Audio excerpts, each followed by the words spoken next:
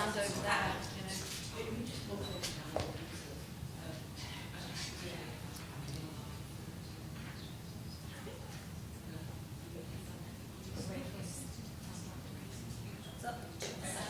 Brilliant. Very nice to see you all. Good afternoon. And I'm sorry we are a little bit late starting. I'm absolutely delighted that we will be listening to Heather today. Heather Roberts, who's a professional archivist and who currently manages the collections and services here at the Royal Northern College of Music. Heather is also a project archivist for the Halle Concert Society on their National Lottery Heritage Fund project. And she generally, as I found out in my first meeting with her, sort of seems to be tapped extremely well into the archive networks, particularly around Manchester. So she actually comes with a degree in philosophy, so quite a different background, but then went on to do a PG dip in archival administration. And she also runs a freelance business as an archivist, through which she helps charities and other organizations make the most of their heritage assets. She is the chair of the Cooperative Heritage Trust and administrator of both the Greater Manchester Archivist Group and the forthcoming network connecting Manchester's music archives. And as I said, when we had our chat a few weeks ago, I wondered where she finds the hours in the day for these activities. Partnering with the RNCM's development team, this is the really exciting bit. Not that the rest wasn't exciting, sorry, that came out the wrong way. She's one of the instigators of the college's 50th anniversary project, Throwing Open the Concert Doors, which is funded substantially, over £200,000, by the National Lottery Heritage Fund and National Lottery Players. And the project will enable over 1,700 magnetic tape recordings of our former students and their student performances to be professionally digitized. And they will then become publicly available so that people can come and engage with them and listen to them. So the project hopes to bring a lot of people in, to engage a lot of people in different ways. There are going to be lots of workshops, there's going to be an oral historian involved, there's going to be a community engagement manager involved, as well as various community workshop facilitators. And there will also be lots of opportunity for people to get involved on a voluntary basis. So watch this space, it looks like an absolutely fantastic, exciting project. So well done on that. And today we're really excited to hear about our very own crest and its symbolism. So musical lions and the god Apollo. Over to you. Cool, thanks, Inga.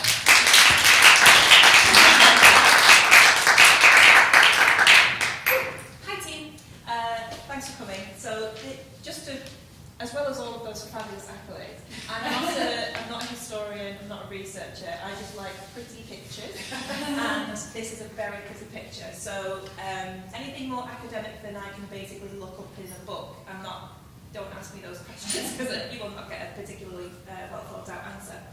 So the reason that I wanted to do something on the crest was because I basically have the thing.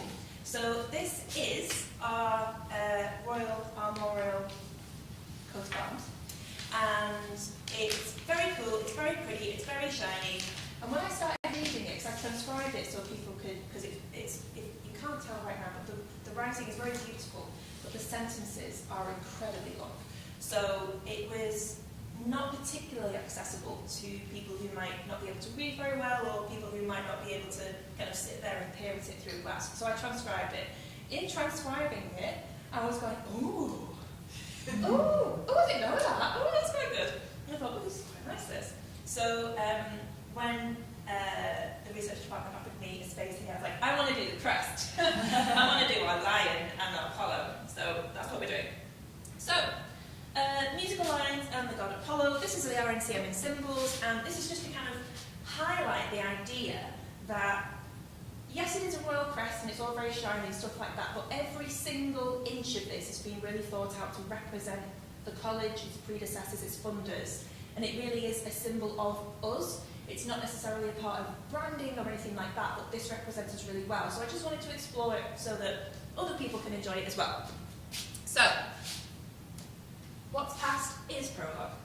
So in 1972, the Royal Northern College of Music, well, the Northern College of Music came into being when the Royal Manchester College of Music and the Northern School of Music kind of closed their doors to funnel their efforts into this one place. Within that, you have two very strong identities. And the Royal Manchester College of Music was a royal organisation. It had a royal charter, which is very boring, but it's a royal charter. It did not have a coat of arms, as far as I can tell. It didn't actually apply for it. I'm not sure if I'm missing something in the archive, but I can't see one that's of its own. And its colours were blue, white and gold, a very particular blue, cornflower blue. The Northern School of Music had no royal charter, and it also did not have a coat of arms, but it did have a very pretty symbol, like a badge, which reminds you of like a heraldic shield, and its colours were green, white and gold. Now that all sounds very pretty and very nice, but what happens when two very powerful organisations with two very powerful personalities, Freddie Cox and Anna Carroll, get together and go, basically, let's make an organisational baby, and they can't agree on the colours, they can't agree on the crest, they can't agree on the name, they can't agree on anything. So that's the story of how all this came to be. So to show it off, the only crest that I can find on the Royal Manchester College of Music's documents is actually the royal crest, as in the royal family. I don't know if they were allowed to do that. I don't know if we've now like fraudulently impersonated Windsor House. I don't know. So hopefully HRH doesn't see this presentation. If she does, sorry. Duchess of Kent, King, sorry. And then this is the badge of the Northern School of Music. It's got the lyre, it's got something English horn, I'm not sure. And then Musica Terram Vincit, kind of music enriches the world, something like that. So this is a very pretty green enamel badge. You've got the green and the gold and the white, and then this is their royal, or the royal seal. On the bottom left, you can't see it very well here, I'm really sorry, but that is actually a lyre as well. So on the official royal seal, you have the lyre, and you also have, of course, the lions.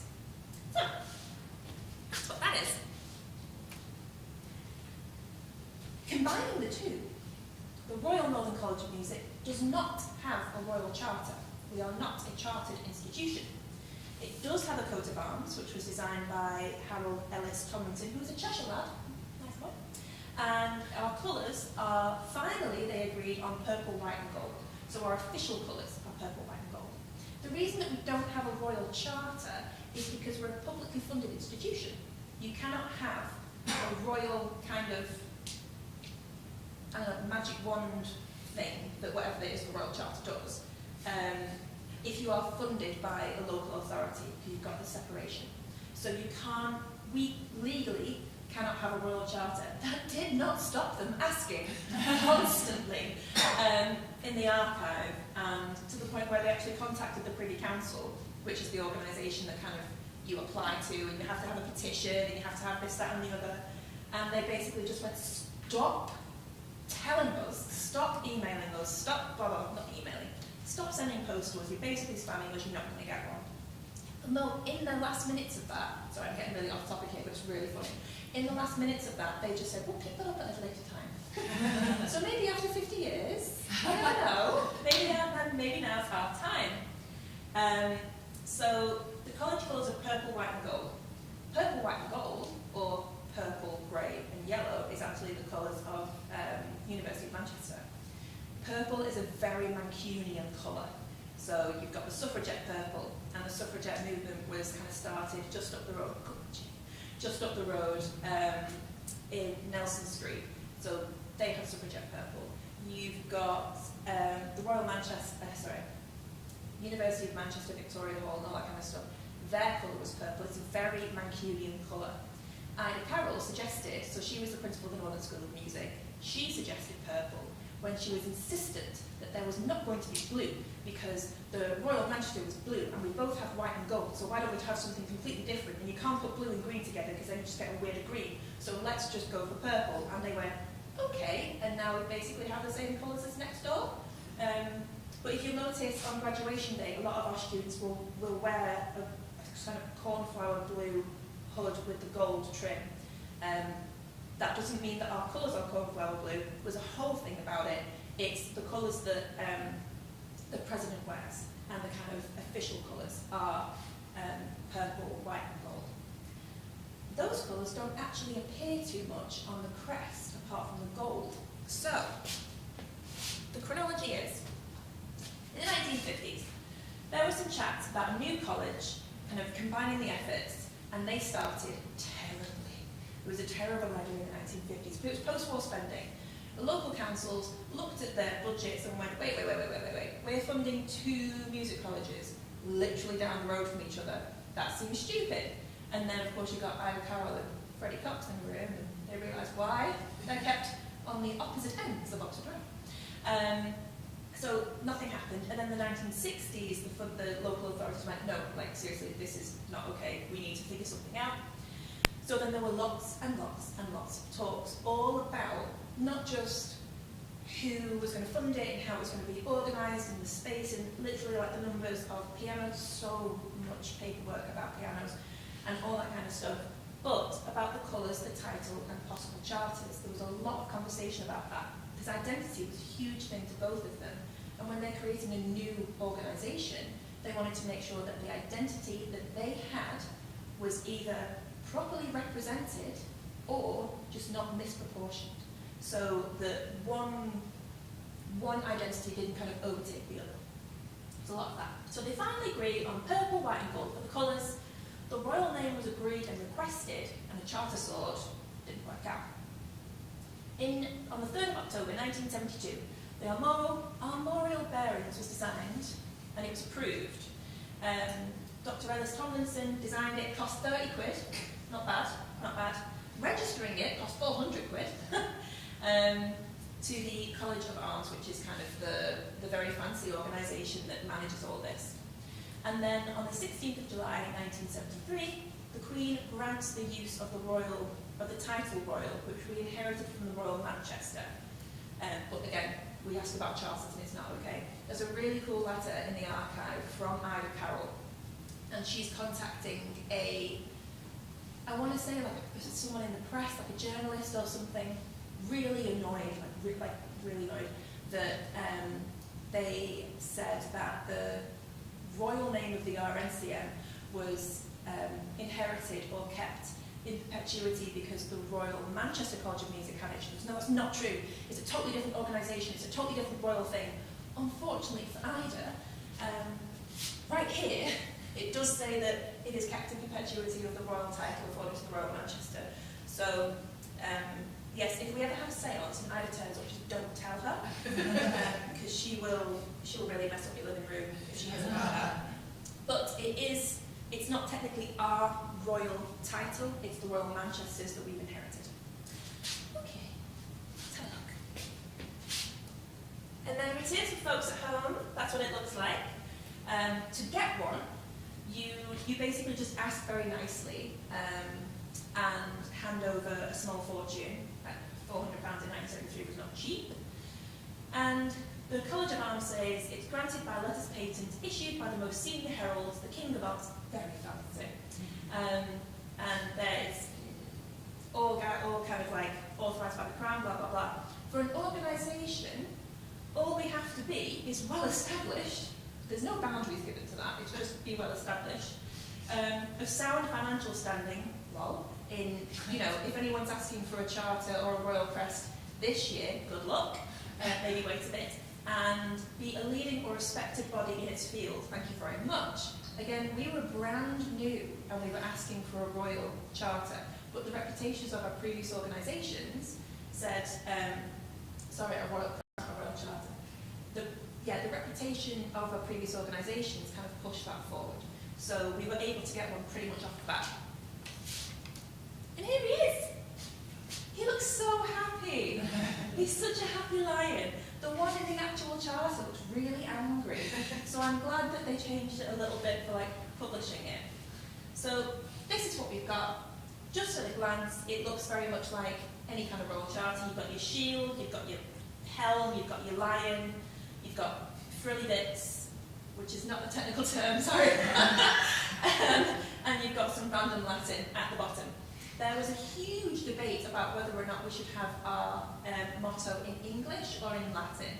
And they decided basically that Latin sounded better and English words were much longer, so it would look nicer if it was in Latin. That's literally the only thing. And considering that as well, the only reason that our address is Oxford Road, even though our entrance has always been on Booth Street West, is because when the building was designed, they put a letterbox on Oxford Road so that we could genuinely have the address RNCM Oxford Road, just a letterbox. So, yes, not everything is all grand and fancy. Sometimes it's just practical. So, here we go. Okay. Now, I'm going to quote some weird words from this document, and we're going to go through it. So, quarterly ghouls and azure. I don't know if that's how you pronounce that. I'm really sorry. Quarterly is just the shield. It's in 4 parts. Ghouls, or jewels, don't know. Anyway, that just basically means red. Azure, blue. So we've got quarterly, ghouls, and azure. The red, the reason that we have red is because of our funding organisations, Manchester and Lancashire, their crests are predominantly red. So we're representing that here. In terms of symbolism, a red on a heraldic shield has the planet Mars, the red planet, and the gemstone ruby. So at the end of this, we're all going to go to development and we're going to ask for some jewellery, and it's going to be completely legitimately thought out, and it's all going to be very shiny and colourful. Everyone's with me, this is right. So Mars, Ruby, Manchester, Lancashire. The blue, same thing, Salford and Cheshire, and we've got Jupiter and Sapphire for the symbolisms there. So if anyone wanted to kind of like do a bejewelled crest, you could make quite a nice one. But that's the reason why it's red and blue. It's not just because the colours go together or they're bold or bright. There is very strong symbolism, and again, kind of like what's past as prologue, looking back at who's supporting us, who's kind of involved in the making of the organisation. The shield is our finances. And a layer of ore, or gold, which when I first read it, I was like, there's a lot of ore in here. But then when they reading after the word ore, it's an and I got really confused. And I remained confused for many days until I was a smart girl and looked it up, and turns out it just means gold. That made a lot more sense. So here we get to our myths. So the lyre is for music. It's a standard music instrument on lots of crests. The reason that it's a lyre and not much else is it's just an ancient Greek symbol. Now the story is Hermes made the first musical instrument out of an empty tortoise shell. And because he was Hermes and he was very cheeky, he went and stole Apollo's cows, as you do. So you go and ransack the sun god's cows. Admittedly, he's not pleased about this. So to distract him, Hermes plays this tortoiseshell thing. Apollo gets so enraptured, because he's enraptured in love with everything, gets so enraptured and in love with the sound that he forgets about Hermes' transgressions and forgives him. And then don't know what happened to the cows. Sorry guys, don't know where they went. So that's the story, and that's the first time we see reference to Apollo in the crest. So a lyre also means harmony and unity, two colleges coming together eventually. Success, as we all want, and peace.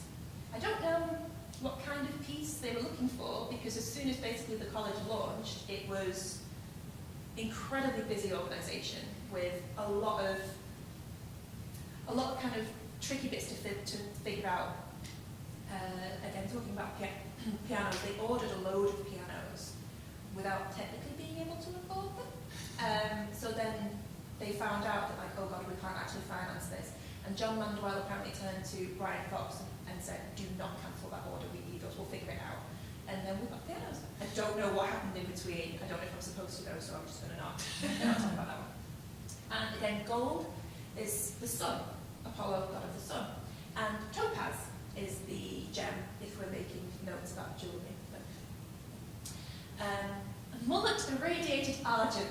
That sounds like a what three words, doesn't it? Where would you go for that? A mullet is not a fabulous hairstyle, it's a star. So a mullet is a 5-pointed star. That's basically the thing. Irradiated just means shining, and argent is silver. So we have a shining silver star on top of the lyre.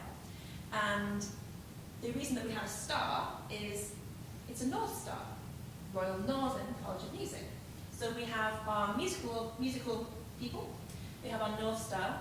The stars represent honour and hope, which is quite sweet, it's very nice. And its planet is a moon, and its gem is the pearl, which is very sweet. Now, in terms of the symbolism altogether there, you've got things that reference the college specifically, like lyre and music, and the North Star being the Royal Northern. The lyre also, and the star, they also represent other things. So the lyre, because Apollo was god of muses, not just music, but muses and creativity and poetry and all this kind of stuff, god of everything, very greedy. It kind of hinted at what else was going on in the college. If you look at the programs from the 1970s, we had ballet, we had dance troupes, we had art exhibitions, we had kind of experimental bits and pieces and all kinds of stuff. This wasn't just a music conservatoire for classical music, this was a venue for Manchester.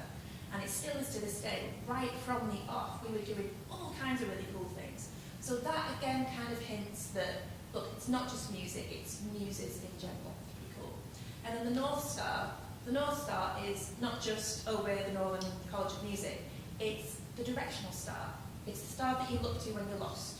And that's what the college wanted to be. It wanted to be the place you came to where you could really find yourself. So that's the kind of symbolism that we really, really thought through when going into it. So that's the crest, or that's the shield.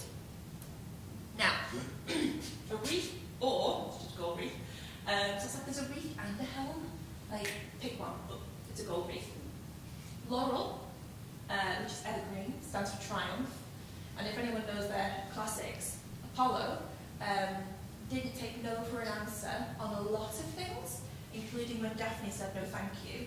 So she ran away, I think, to Hermes and said, help me, stranger danger.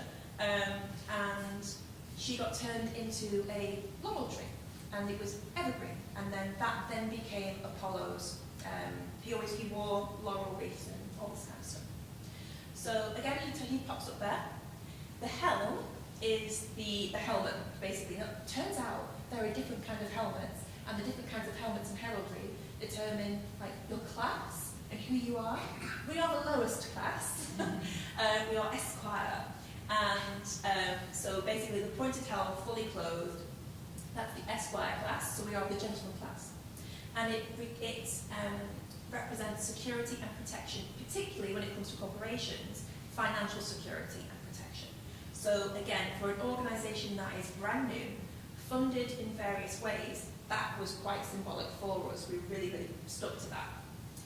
Oak leaves, or gold. So the oak leaves are on this little chap. There's supposed to be 4. They can only fit in 3. I'm not sure why, but officially we're supposed to have 4. And oak leaves is not just English and long-standing and blah, blah, blah. It's actually part of the, again, our herald back to Cheshire local authority were funding us. Oak leaves are the symbol of the Cheshire Regiment. So, hashing into that, and it totally, I've been going to Cheshire Oaks for years and getting great bargains, and I was like, that's why. I just thought it was fancy. Turns out there's a reason. Yes, so it's for strength and immortality and all this kind of stuff. That's what the oak symbolises in heraldry. And roses, gules, gules, I don't know.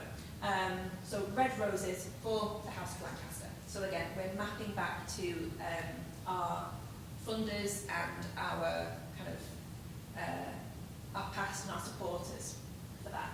So the reason that he does look like he's got fabulous hair. The reason that they're sat on here is the idea apparently is that they're supposed to drape over everything and enclose everything. So strength and immortality, and our founders, our funders, our supporters are supposed to kind of encompass us and all this kind of. It got very poetic when I was reading about it. It's very sweet. And again, we're supposed to have 4 roses, but we could only fit 2 on the redesign, so there we go. And then, this is quite sweet. A demi-line garland, crowned or gorged with a wreath of sallow. That sounds like something Edgar Allan Poe would write about some woman he saw in passing or something, I'm not sure. Demi-line, you can just see half of him, fair enough. Crowned, so crown in gold. So the crown is the royal crown, so we are painting to the royal organisation. Gorged with a wreath of sallow. Wreath, gorged, is just the colour. Sallow is Salford. Salford is Old English for willow, and there are lots of willow trees growing in Salford. So another word for a willow tree is a sallow. So basically, again, we're here with our funders at the top. Manchester City Council has a lion on its crest, so it's the Manchester Lion, and then we've got it kind of wreathed and collared in Salford, which is nice. So, royalty strength. The reason there's loads of different ways that you can actually put an animal on a shield, on armorial bearings, and depending on how they're positioned, apparently tells you different things. Ours is rearing and protecting, which is quite nice, with a smile. It's lovely. And yes, and the willow is for Salford. So we've got all 4 organisations that funded us and supported us represented all over this thing. Okay. Holding an open book of music, proper, edged and bound in gold. Now on this that we've printed, it's not edged or bound in gold. It is on the original, the actual thing. I don't know why we skipped on that bit of yellow paint, I'm not sure, but we did. And yes, open books, learning, and obviously it's got music in it. It turns out an open book presented to you means manifestation in heraldic symbols, and we have manifested from these 2 various organisations. We are kind of a rebirth of, the dreams of Sir Charles Halley and Hilda Collins and all that kind of stuff. So that's, even just how it's presented, that's what it means. That was the idea of it. This was designed by, like I said, Elias Tomlinson. He was a professional heraldic artist and author, and he did loads of books and information on stuff like that. So we commissioned him to do it and said, that's us, list of things, and he did that. It's pretty cool. So here's this being unveiled in fabulous 1970s style with Catherine Duchess of Kent and Dame Kathleen Ollerenshaw, and I will never be able to say that fluidly, sorry. Kathleen Ollerenshaw. So that is this. This now is not displayed in the building, I think possibly because of the potential for light damage for some of it, I'm not entirely sure. But anyway, after the talk, do come and have a look because it's very shiny. It got taken down when there was some building works. Oh, did it? That might have damaged it. And it just never got back. No, but I think you're right, probably too, because it was on a pillar that was probably on the concourse. On the that probably concourse. was damaged. In front of the wall of windows. Cool. So, thank you, Anna. So that's the story of the crest, musical lines and the god Apollo. We also have variously over the years dabbled with some other things, and I just want to show you some of them.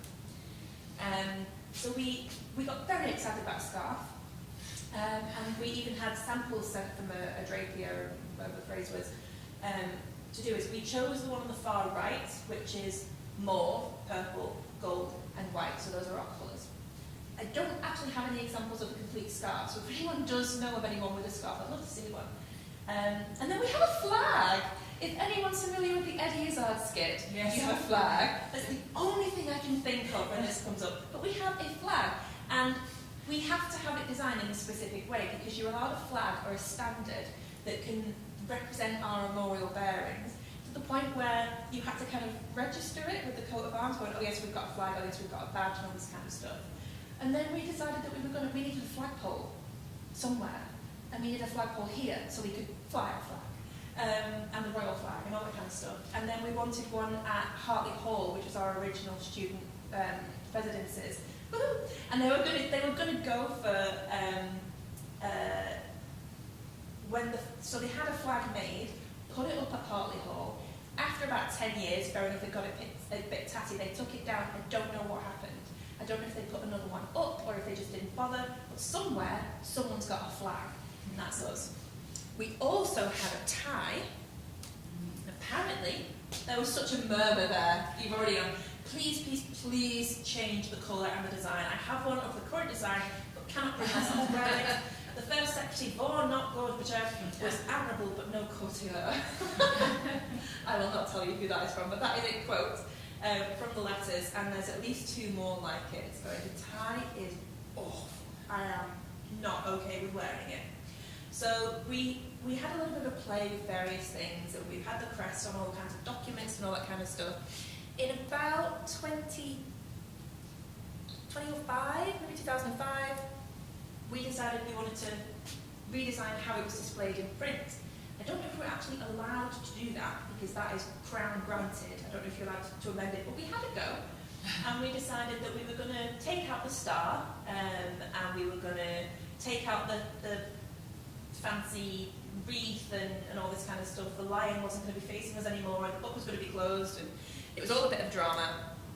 And then you can slowly see how we came to our current kind of branding. We started to take out the full Royal Northern College of Music and just went for the acronym. We fiddled around with helms and all kinds of stuff until eventually we ended up with that. If anyone remembers that? And you've got not the crest colour, not the college colours, but the crest colours. You've got blue, red and gold. So Cheshire, Manchester, and then just gold. So that is why we have those 3 colours. It wasn't just kind of because it looked pretty, although it does. They're actually supposed to be representations of our royal crest. So that is the story of Musical Lines and the God Apollo and how it all relates to the Royal Northern College of Music. If anyone wants to come and have a look at it, please do, because it will just go back into the archive for the next however many years. But any questions, I probably won't be able to answer them, but give it a go anyway, and thank you very much.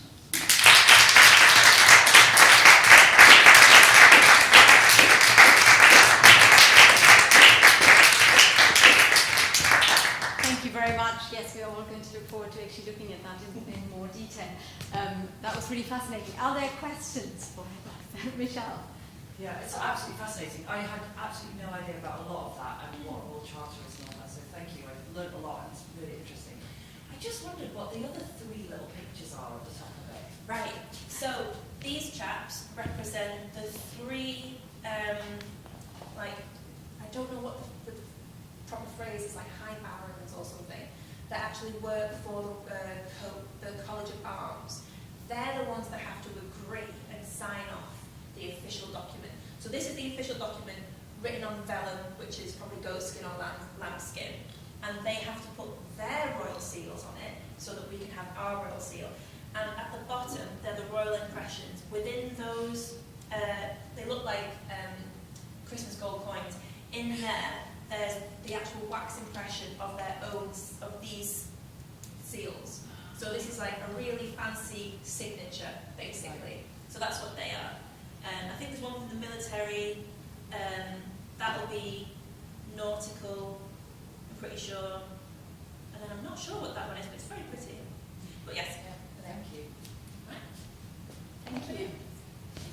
Heather, you didn't tell us what the Latin means. Where have we gone? Oh yeah, Fovat musica omnes, music enriches all.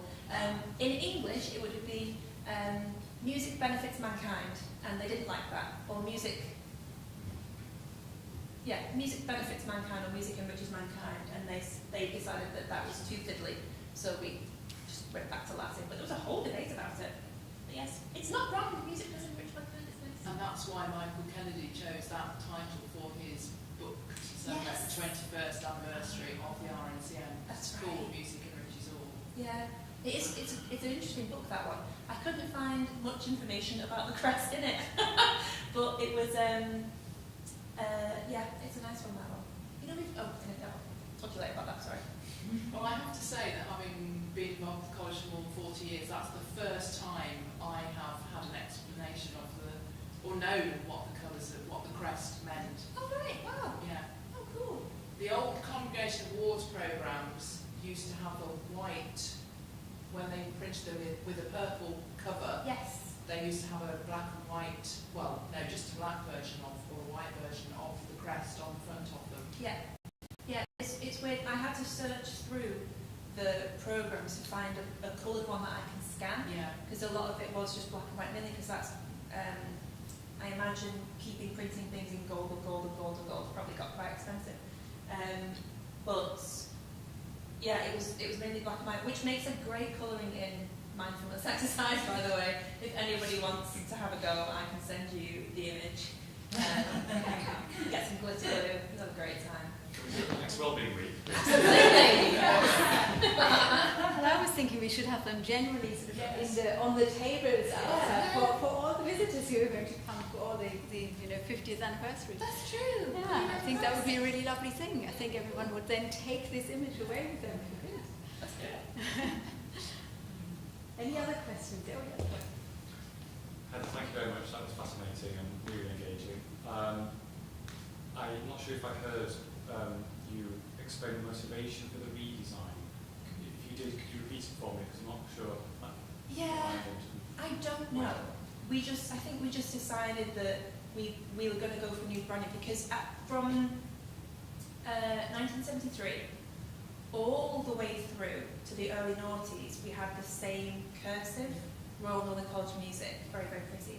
And then we decided we wanted to rebrand or to kind of represent ourselves in a different way. And over the next couple of years, from 2001 maybe, or 2000 to 2005, we had a very simple RNCM, and that was it. So we started to think about rebranding, and that's why I think they wanted to play with the crest, but couldn't actually do it. So we just took the colours instead. That's all that happened there. But that very first change from the cursive to the letterheads were in purple and gold, purple and Really? yellow. Yes. I did not know that. Yeah. Ooh, I'm gonna have to. So it retained the purple. Yeah. Yeah. Because like I said, the programs were in a very purple Yes. circle Yeah. for a long time. Yeah. It is really interesting, though, isn't it? What the debate that went on around that, and why, when it clearly for a long time had been so key to this idea of having an identity, and I was fascinated by all the other paraphernalia, the ties and scarves, that idea of displaying and sort of owning your identity through those things and through the coat of arms. What then happens in that debate of getting rid of it? Why? What is that driven by? It's really interesting. I wonder whether committee meetings from the time, do they record those debates in any way? Not really. They kind of say that there's, yes, we're going through rebranding, it's time, basically. Yeah. But I thought there would be more conversation about the relationship management between the organisation and its founders and its funders, because the whole point of doing it this way with the symbolisms here is to kind of respect and recognise and acknowledge that we're not on our own. We've been built up and managed by and supported by a lot of really strong organisations in the area, like 4 huge local authorities. But in the newer branding, there's not really that. No, there's not that kind of tip of the hat to that. I suppose that's what that's supposed to do. So I'm not sure. I was expecting a lot of debate about that, but I couldn't see it. Interesting. Yeah. Unless someone's got it and thought, oh God, don't send that down to the archives. And it's going to do a talk on it, and we'll all be dead embarrassed. Yeah. Of course, the other thing was that by that time, the funding had changed. So after 1989, whichever one it was, when basically we became one of the post-1992 funded by central government. Yeah. So of course then we lost the Lancashire, Cheshire, Salford and Manchester funding.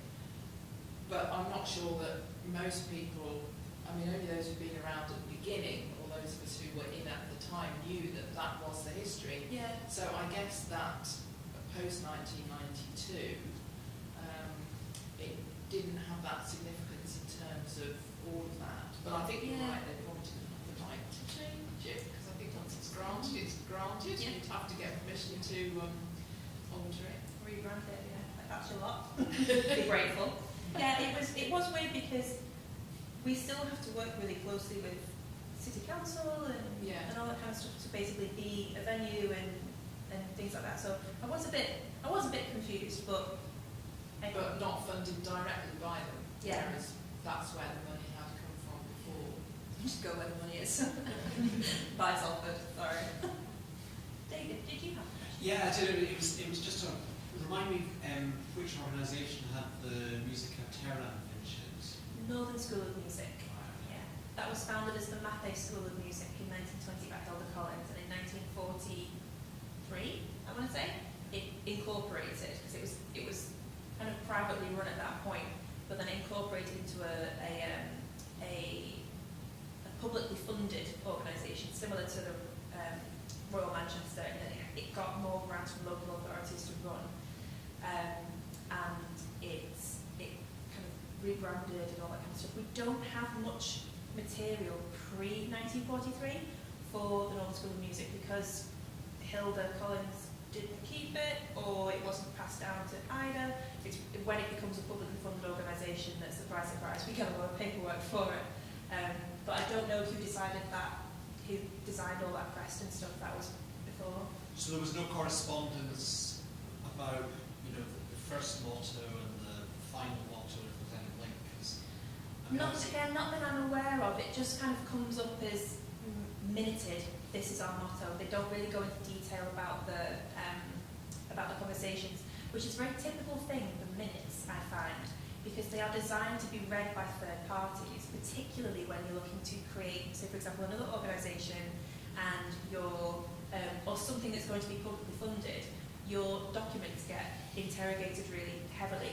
So the minutes, the closer they get to the college, to the agreement that something's going to happen, the more boring the minutes become.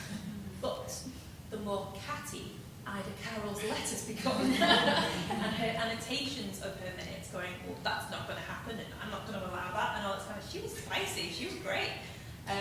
So luckily you do get bits and pieces, but yeah, nothing about that nature of it, because the Royal Manchester had a similar motto, didn't it? I suppose it's just a romantic in me wondering why in the 1940s music conquers there. Yeah. To the idea of sustaining, encouraging. Yeah. So We can go with that because that's nice. We've not got the archive to back up otherwise, so let's go with that. Was it Music of Terra Vincit? Music, Terra. Terra Vincit. Terra. Yeah. Okay, so I just put. Rules the world. Sorry? Music rules the world. I put Music of Terra Vincit in Google Translate, and it was country music wins.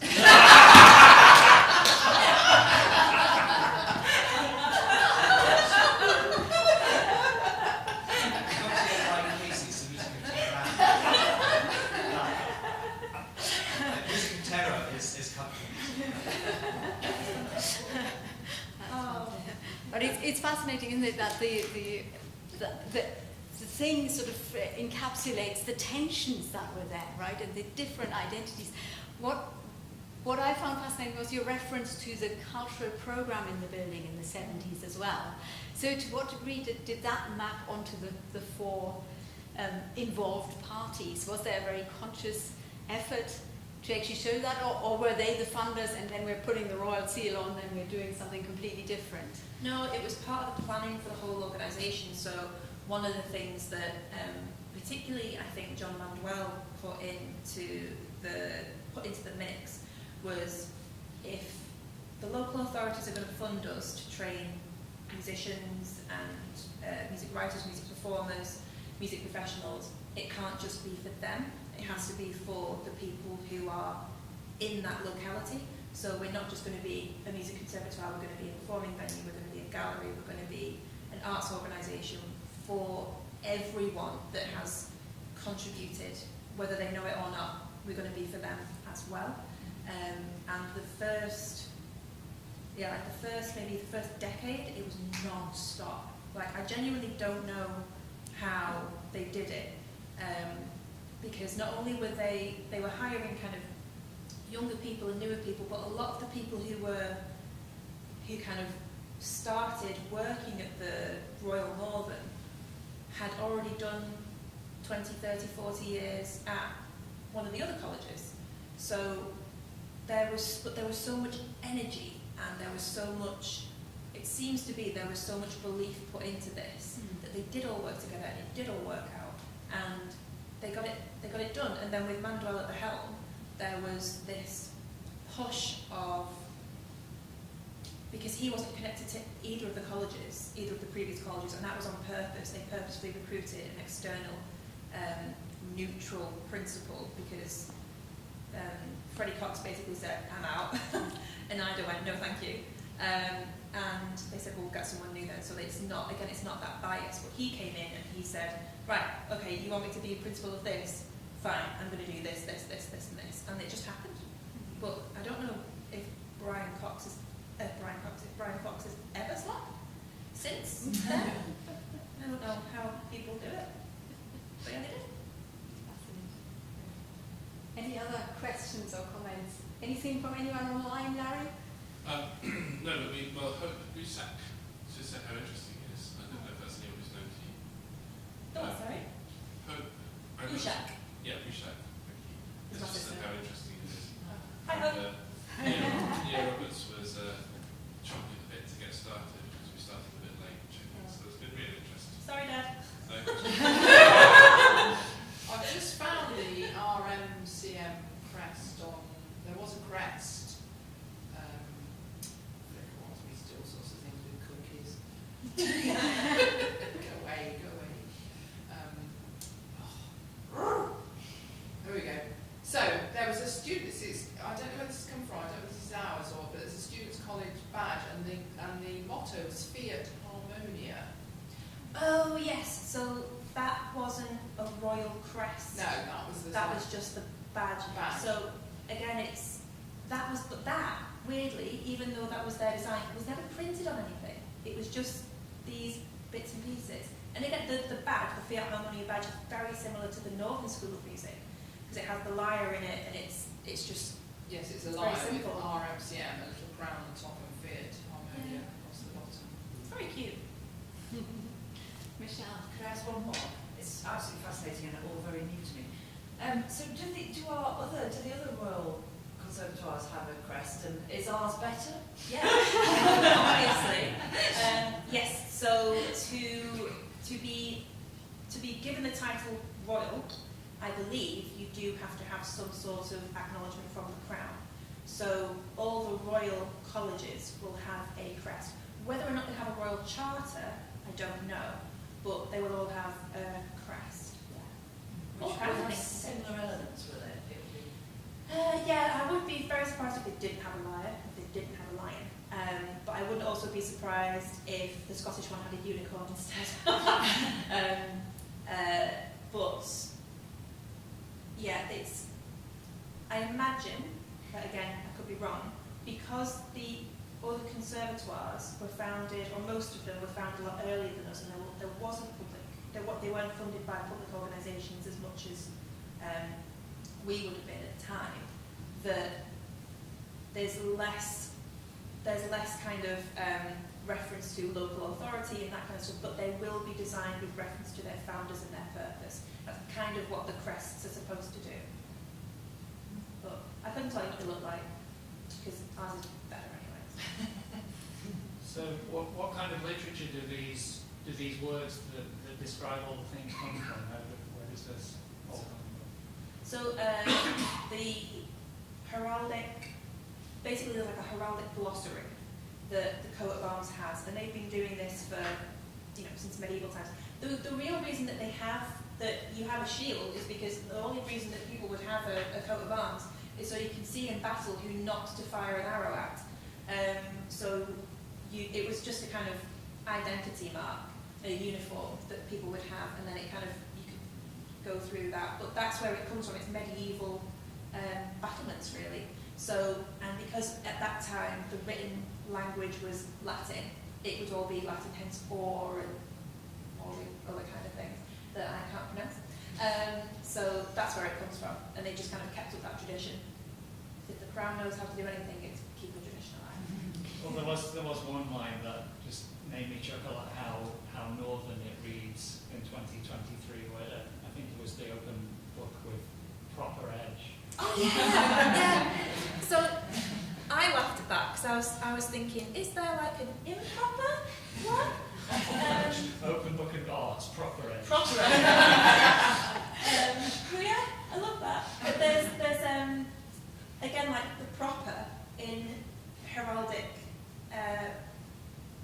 glossary means something really specific, but it really does work for us here. What I wondered about the open book, proper edged or not, is it an extra piece of music? Does it make any musical sense? Oh, yeah. Can one sort of decipher enough? Does anybody want to hum it? I can't read. Well, I can't read that well enough. I wonder whether we have to have a real look at that one. It reminded me of this meme that's floating around that I think is for a cafe that's called the Mozart Cafe or the Amadeus Cafe with the logo with some music, and the caption is, "Oh, any old music will do," and if you read the dots, it's theme tunes of the Flintstones. I like it. Larry. Yeah, Hope has asked a question online, which is just to comment on the amazing research into this and wondering what your favourite find has been that only could be revealed by an archivist in this particular journey. Oh, that's a good question, Hope.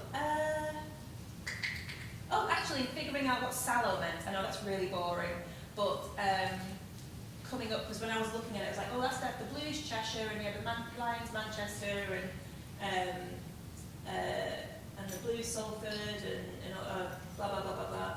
The Red Rose of Lancashire, and I was like, where's Salford read into sallow? And I was like, oh, that makes sense. So that was a little bit of a fun moment.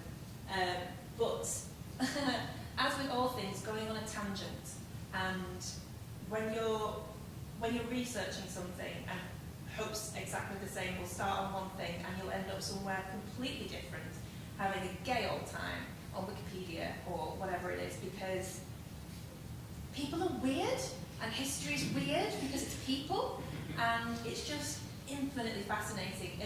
As an archivist or any kind of heritage professional, every now and again you kind of sit down at work and go, I am paid to do this. I am paid to be here and look at this stuff, and it's real privilege. It's really fun.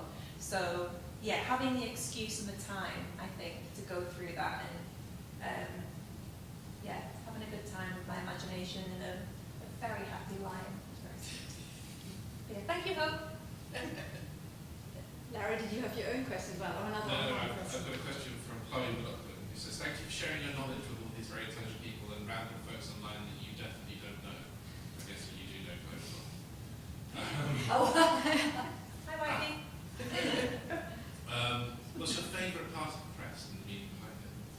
Ooh, I like the North Star. I really like that. I think it's really simple, but I think of all the symbols that represent the college itself and not just our funders or our founders or this, that and the other. I think the North Star to like guide you to yourself and all that kind of stuff. I think that's really nice. And I think it's also still what the college really tries to do. You know, whether it's a vocal student trying to find their voice or someone trying to find their instrument or their expression or whatever it is, or just as an archivist finding stuff in a basement and having a lot of fun with it. I think it still does give us that, I think. I don't know if I'm being really naive about stuff, but I think that's my favourite, yeah. There was one line you said about the star where you said the star's planet is the moon, and that sentence hurt my brain. Oh, yes! An awful lot. Oh, that's so true. I never thought about that. Oh, I like that. Sorry. Apologies to your brain. The star's planet is the moon. Can I ask one more as well? So tell me a little bit more about that process. So did they fight out the colours and the elements and then someone designed, or was there a process like we do in branding design now, where we sort of have, the vague ideas and then we get 50 designs and then we start whittling down? At what point does the debate around identity happen, and how does it feed in, and were there different designs that came out of it? So this was the only design that basically got sent through. The design of the crest. So the colours and everything, that's an internal conversation. So we're going to go for purple, and we're going to go for this, that, and the other. But the actual crest, you can pretty much put anything on a royal crest. Some of them, if you look them up, are hilarious. But for us, we decided to employ a proper heraldic artist. So Dr. Tomlinson, not our Dr. Tomlinson, Ellis Tomlinson, and we said, basically, here's a list of things that we are. Can you do something with that? And he produced that, and I don't think we questioned it much until it came to ties, and then apparently there was an issue with that. And we went back to him for the flag as well, again because we had to have it representing the crest. So we went back to him to say, oh, can we have a flag? And he signed that. So it's more kind of, you hand over the parts of your identity that you really want to show, and then like a professional heraldic artist who's registered with the College of Arms and all that kind of stuff, they'll create it for you, and then that design gets sent to the College of Arms. That design gets approved by the College of Arms, and then they go, here's the thing. So it's quite a formal process. Yeah. And so the written text is then always a sort of key part of it, this description of what we actually, just to make sure we see the right thing. Yeah, so that's, it describes it not just so you can figure out what is what and this, that and the other, but it tells you put blue here, and red here, and gold here, and it faces this way, and it's, because it's all symbolism, it's making sure that symbolism is retained in any kind of, it's basically like a recipe or an instruction manual. This is how you create your crest. And you referenced that we are missing one of the leaves and two of the roses, right? Yeah. Do you think that is because they're at the back? Are we supposed to have the illusion of something three-dimensional? Because in the symmetry, that's where they would be, isn't it? Yeah. And that's why we can't see them. Possibly. However, it does say on the document that it has 4 of this, and it also has 4 of that. But in terms of what we've got, we don't have 4. So it could be that illusion and all that kind of stuff, but I feel like we've kind of cheated a bit. It's like the Queen said, you have 4 of those, and we've gone, no. I think we need someone to come and turn it three-dimensional. Yeah. As a light show in the foyer. Maybe it's actually got 6 lions.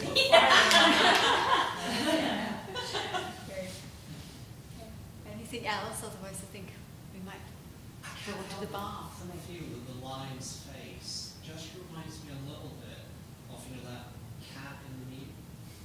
One of that. You know what I mean? Yeah. Well, come and look at this one, because that's a different meme. He's an angry lion, but yeah, that one's definitely. Great. Well, I think it's time to say a huge thank you. That was really fascinating and very entertaining. So thank you very much, and we can all come and have a look at the actual image.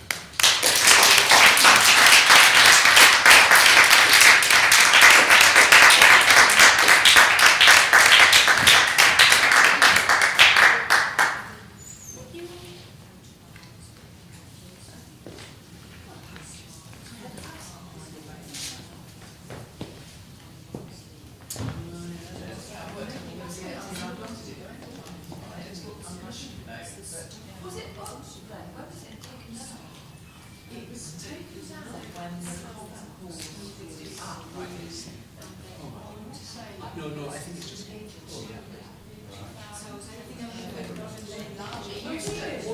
Some of it just looks like crest. There are those. Yeah,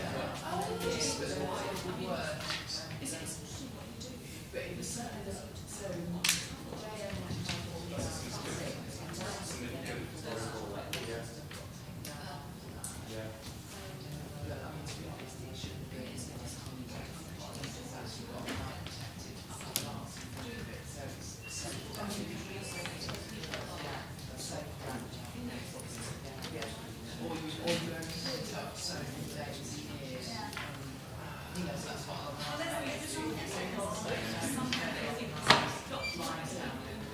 Oh, yeah. And that's to control the line.